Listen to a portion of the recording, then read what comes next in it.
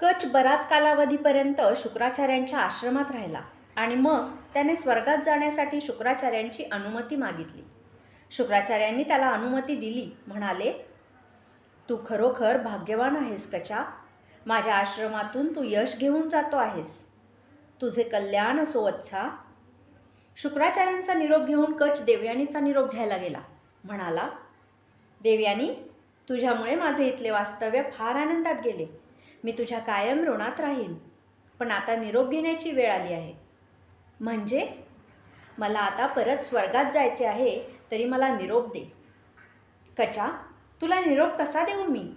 मी तुझ्यावर जीवापाड प्रेम केले. खरोखर मी तुझ्याशिवाय जगू शकणार नाही. तेव्हा तू माझ्या प्रेमाचा स्वीकार कर आणि माझे पाणी ग्रहण कर. नाही देवयानी, मी तसे करू शकत नाही. का करू शकत नाहीस? कारण तू माझ्या गुरुची कन्या आहेस, म्हणजे माझी गुरु भगिनी झालीस. शिवाय मी गुरुच्या पोटातून जिवंत होऊन आलो, म्हणजे एकाच जन्मदात्याच्या पोटी आपला जन्म झाला आहे.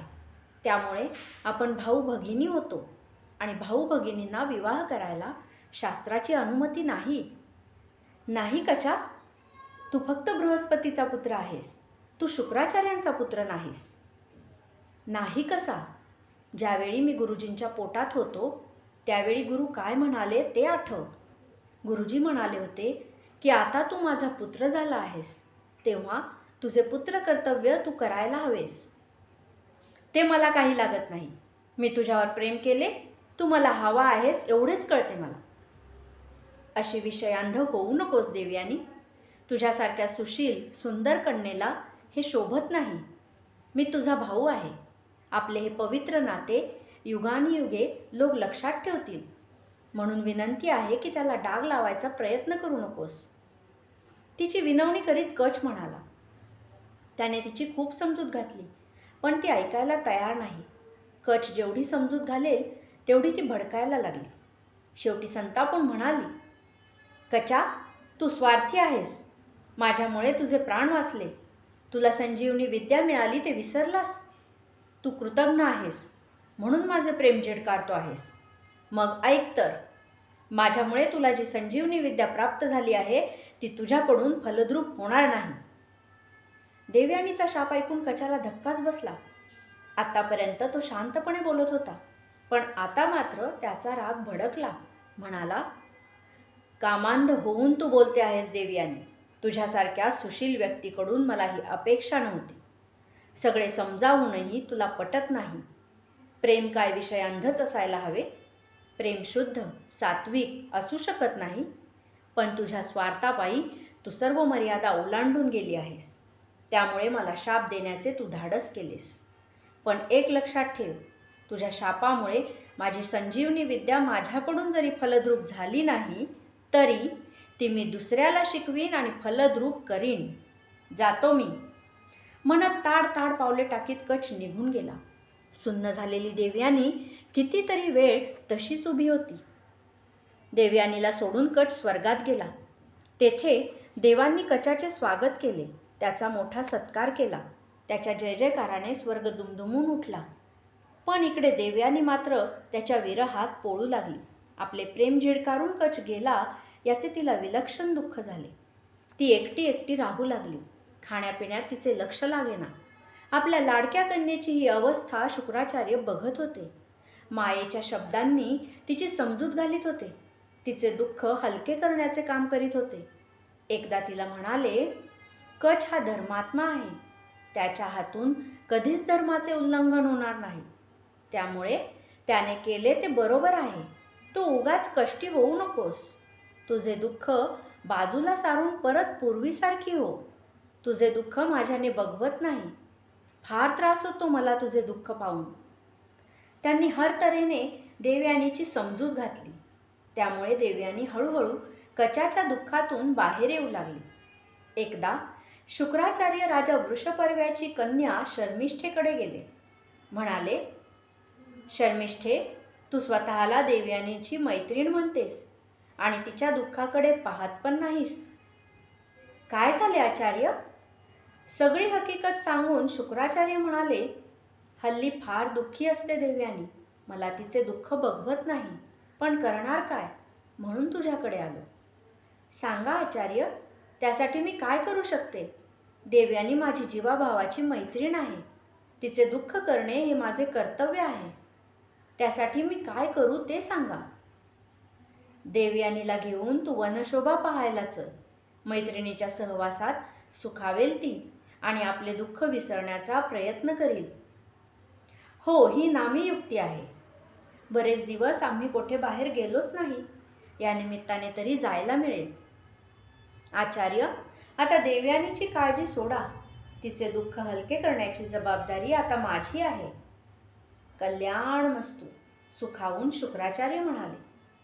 दुसऱ्या दिवशी शर्मिष्ठा आपल्या दासींसह शुक्राचार्यांच्या आश्रमात आली. देवयानीला भेटली. तिला पाहून देवयानीला पण खूप आनंद झाला. खूप दिवसांनी भेटल्यामुळे ती भरभरून बोलली आणि बोलता बोलता वनात वनशोभा पाहायची, तळ्यामध्ये जलक्रीडा करायची असा बेत पक्का झाला. ठरल्याप्रमाणे शर्मिष्ठा, देवयानी व त्यांच्या दासी मिळून वनामध्ये गेल्या. मनासारख्या सगळीकडे फिरल्या. निरनिराळी फुले तोडली, त्यांच्या माळा केल्या आणि दुपारी जलक्रीडा करण्यासाठी तळ्यात उतरल्या. बराच वेळ त्यांची जलक्रीडा चालू होती. मध्येच केव्हा तरी वारा सुटला. त्या वाऱ्याने सगळ्यांची वस्त्रे एकमेकात मिसळून टाकली हे कुणाला कळलेच नाही. जलक्रीडा करून सगळ्याजणी बाहेर आल्या. पाहतात तो सगळ्यांची वस्त्रे एकमेकात मिसळून गेलेली. धड कुणालाच सापडेना. कोणीच कोणाची उचलली. त्या गडबडीत देवयानीची वस्त्रे शर्मिष्ठाने उचलली. ती परिधान करू लागली. तेवढ्यात देवयानीचे तिकडे लक्ष गेले. आपली वस्त्रे शर्मिष्ठा नेसत आहे हे पाहून तिला राग आला. तरा तरा तरा चालत शर्मिष्ठेकडे येऊन तिने खसकन आपली वस्त्रे ओढून घेतली. आपल्या हातातील वस्त्रे अशा प्रकारे ओढून घेतली म्हणून शर्मिष्ठेलाही राग आला. ती देवयानीच्या अंगावर ओरडली. तेव्हा देवयानी रागावून म्हणाली, अगोदर तू माझी वस्त्रे घेतलीस आणि आता माझ्यावरच ओरडतेस. माझ्या हातून तू वस्त्रे हिसकावून का घेतलीस? कारण ती माझी वस्त्रे होती. माझी वस्त्रे घेण्याची तुला हिंमत झालीच कशी? मी शुक्राचार्यांची कन्या आहे हे तू विसरलीस वाटते. शुक्राचार्यांचे काय सांगतेस? माझे वडील राजा आहेत. तुझे वडील आमचे अंकित आहेत. मीच तुझ्यापेक्षा श्रेष्ठ आहे. अगं, तुझे वडील एखाद्या भटाप्रमाणे माझ्या वडिलांसमोर उभे राहतात. त्यांची स्तुती गातात आणि आम्ही दिलेल्या दानावर जगतात. आम्ही तुम्हाला दान देतो म्हणून अन्न वस्त्रे मिळतात, नाहीतर तीही मिळाली नसती. विवस्त्र होऊन तुम्हाला दारोदार फिरावे लागले असते. शुक्राचार्यांचा आश्रम माझ्या बाबांच्या कृपेमुळे चालतो आणि तू मला शहाणपणा शिकवतेस.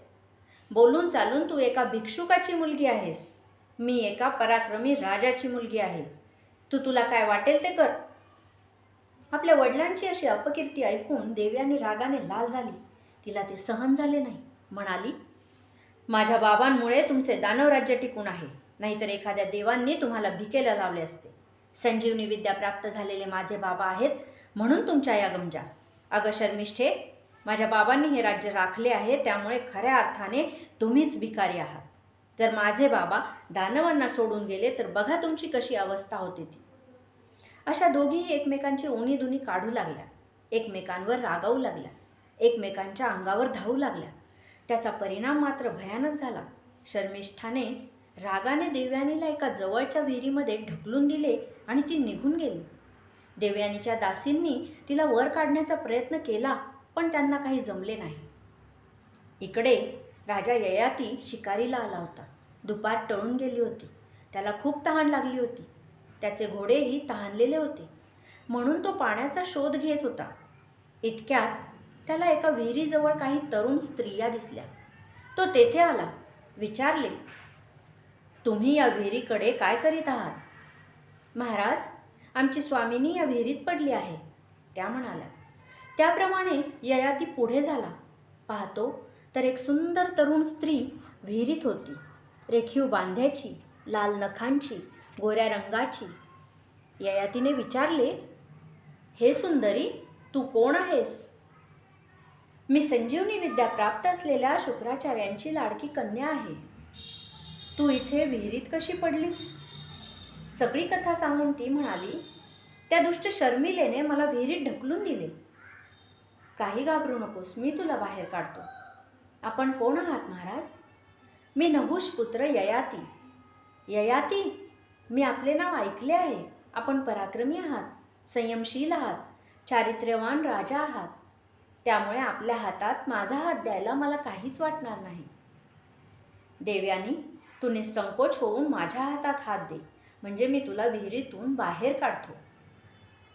होय महाराज, आपल्या चारित्र्यावर माझा विश्वास आहे, म्हणत तिने आपला उजवा हात पुढे केला. ययातीने तिचा हात धरून तिला विहिरीतून बाहेर काढले. ययातीचे आभार मानित ती म्हणाली, महाराज, आज आपल्यामुळेच माझे प्राण वाचले. मी आपली अनंत आभारी आहे. संकटात सापडल्यांना मदतीचा हात पुढे करणे हे माझे कर्तव्यच आहे. मी येतो आता. माझे सहकारी माझी वाट पाहत असतील. आणि तिचा निरोप घेऊन ययाती निघून गेला. ययाती गेला आणि देवयानीला आपला अपमान आठवून असह्य झाले. ती ओक्साबोक्षी रडू लागली. दासी सांत्वन करू लागल्या, पण तिचे तन मन रागाने पेटले होते. विशेषतः आपल्या वडिलांचा झालेला अपमान तिला असह्य होत होता. शेवटी ती आपली पट्टदासी धुर्निकेला म्हणाली, धुर्निके, मी नगरात येणार नाही.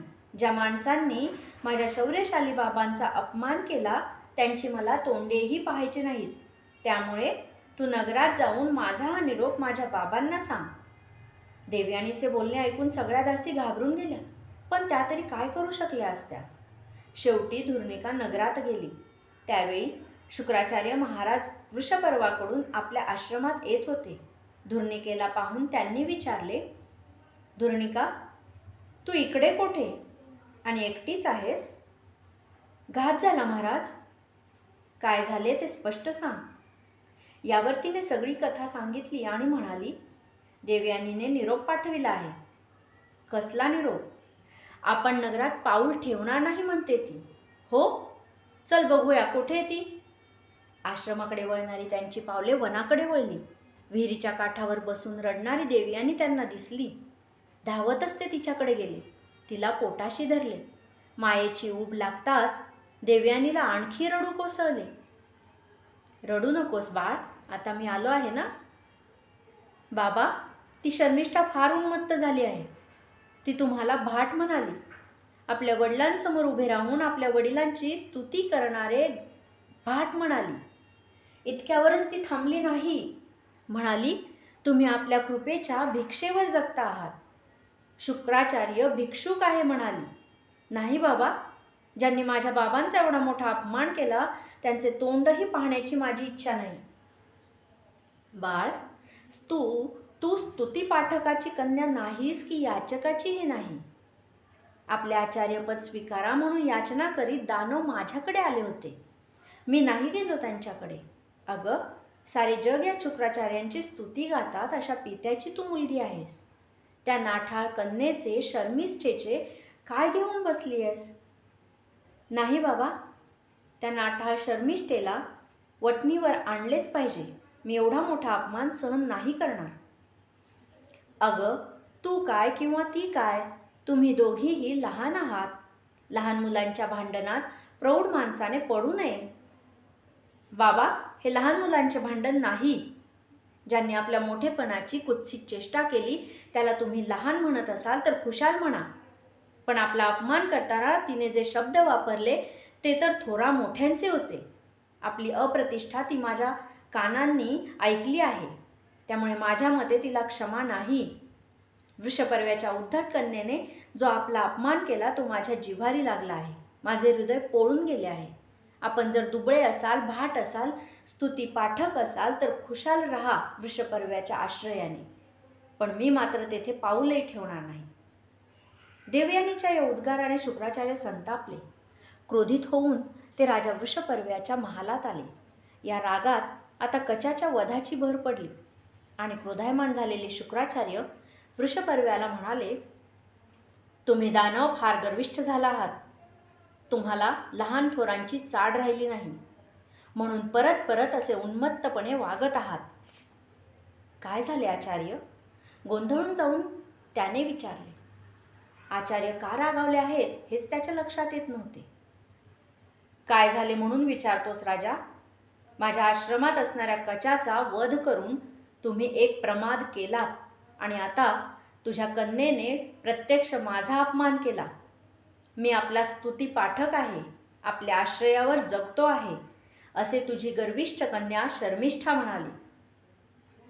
असे म्हणून सगळा इतिहास त्यांनी कथन केला आणि म्हणाले, आपल्या आश्रयावर मी जगतो आहे असे जर तुम्हाला वाटत आहे तर या क्षणी मी माझ्या सर्व परिवारासह निघून जात आहे.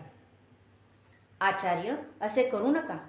तुम्ही आम्हाला सोडून गेलात तर समुद्रात उडी मारून आम्हा दानवांना जीव द्यावा लागणार आहे. त्याशिवाय आमच्यासमोर दुसरा पर्याय राहणार नाही.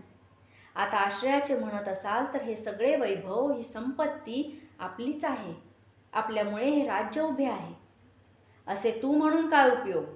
ही सारी संपत्ती तुझीच आहे असे माझ्या कन्येला तुम्हीच सांगून तिची समजूत काढा. नाही तर दानव राज्यात राहणे मला कठीण आहे. ती माझी लाडकी आहे, सर्वात जास्त आवडीची आणि मला प्रिय आहे. तिच्यापेक्षा या जगात मला एकही प्रिय गोष्ट नाही. म्हणून म्हणतो, तुम्हीच देवयानीकडे जाऊन तिची समजूत घाला. शुक्राचार्य आपल्याकडे राहिले नाही तर आपली अवस्था काय होईल हे त्यांना माहीत होते. आपण देवांपुढे युद्धात टिकणार नाही याचीही त्यांना जाणीव होती. देवयानीचा राग शांत झाला तरच शुक्राचार्य दानव राज्यात राहतील, अन्यथा सोडून जातील. त्याचे परिणाम त्याला माहीत होते. म्हणून लहानपण विसरून ते स्वीकारून राजा वृषपर्वा देवयानीकडे गेला. झाल्या प्रकाराची त्याने शर्मिष्ठेच्या वतीने क्षमा मागितली. म्हणाला, झाले गेले विसरून तू नगरात चल. तुझे बाबा भाट नाहीत की माझे आश्रित नाहीत. अगं, ही सारी संपत्ती त्यांचीच आहे. ते जर दानवांना सोडून गेले तर दानवांची परिस्थिती फार वाईट होणार आहे. म्हणून विनंती करतो की तुझा राग आवर आणि नगरात चल. पण तिचा राग कसाच कमी होईना. परत परत अहंकाराने बोलणारी शर्मिष्ठा तिच्या नजरेसमोर येत होती. तिला जोपर्यंत शिक्षा होणार नाही तोपर्यंत मनातील राग शांत होणार नव्हता. शर्मिष्ठाने केलेल्या अपमानाचा सूड घ्यायलाच हवा असा विचार करून ती म्हणाली, शर्मिष्ठेने माझ्या बाबांचा घोर अपमान केला आहे. या अपराधाला शासन म्हणून शर्मिष्ठाने माझी दासी व्हायला हवे. शर्मिष्ठा हे कबूल करीत असेल तरच मी यायला तयार आहे. देवयानी निर्वाणीचे बोलली. ऐकून वृषपर्वा गार झाला. आपली लाडात वाढलेली, सुखात असलेली कन्या देवयानीची दासी. यापुढचे सगळे आयुष्य तिने दासी म्हणून काढावे. छे छे, हे तर भयानक आहे. राजाने देवयानीची खूप याचना केली पण ती ऐकायला तयार नव्हती. आपल्या हट्टाला चिकटून होती. नाही तिचा हट्ट पूर्ण केला तर दानव संकटात येणार होते, दुःखी होणार होते. दानवांच्या कल्याणासाठी आपल्या एका कन्येचा बळी गेला तरी हरकत नाही, पण दानव वाचले पाहिजेत असा विचार करून राजा वृषपर्वा म्हणाला, देवयानी, तुझ्या मनासारखे होईल. आणि राजा तडक शर्मिष्ठेच्या महालात गेला. अचानक त्याला पाहून शर्मिष्ठाही कावरीबावरी झाली. काहीतरी देवयानीचीच गोष्ट असेल असा मनात विचार येऊन घाबरली. राजा म्हणाला, बाळ, तुझ्या दुःखाची वाट तूच तयार करून ठेवली आहेस. तुला कसे सांगू सारे? तुला संकटात लोटताना माझ्या जीवाचा थरकाप होतो आहे. माफ कर लाडके तुझ्या या बापाला. असे म्हणून त्याने देवयानीचा हट्ट सांगितला. बाळ, आपल्या कुळाचे कल्याण करण्याची जबाबदारी विधात्याने आज तुझ्यावर टाकली आहे. देवयानीची इच्छा पूर्ण नाही केली तर शुक्राचार्य असुरांना सोडून जातील. मग सगळे लयाला गेले म्हणून समज. म्हणून आता स्वतःचे बलिदान करून तुला दानवांच्या हितासाठी देवयानीची दासी व्हावे लागेल. असे म्हणून तो रडू लागला. वडिलांचे सांत्वन करून शर्मिष्ठा म्हणाली, बाबा, त्यासाठी तुम्ही दुःखी कष्टी होऊ नका. आपल्या बांधवांच्या कल्याणासाठी मी कितीही त्रास भोगेन. माझ्या एकटीच्या सुखापेक्षा मला आपल्या दानव बांधवांचे सुख महत्त्वाचे वाटते. माझे बलिदान देऊन माझे बांधव जर सुखी होत असतील तर मी देवयानीची दासी व्हायला एका पायावर तयार आहे. हा अपराध मी केला आहे. या अरिष्टाला कारणीभूत मी आहे. त्याची शिक्षा मलाच भोगायला पाहिजे. माझ्या चुकीची शिक्षा दुसऱ्या कोणी का म्हणून भोगावी? बाबा, तुम्ही कष्टी होऊ नका. नशिबातले कुणाला चुकत नाही. दासी पण जर माझ्या नशिबात असेल तर ते मला सुटणार नाही, शर्मिष्ठा म्हणाली. त्याप्रमाणे ती देवयानीची दासी बनली. राग शांत झालेले देवयानी व शुक्राचार्य मोठ्या आनंदाने नगरात प्रवेश करते झाले. साऱ्या दानवांनी त्यांचे भव्य स्वागत केले.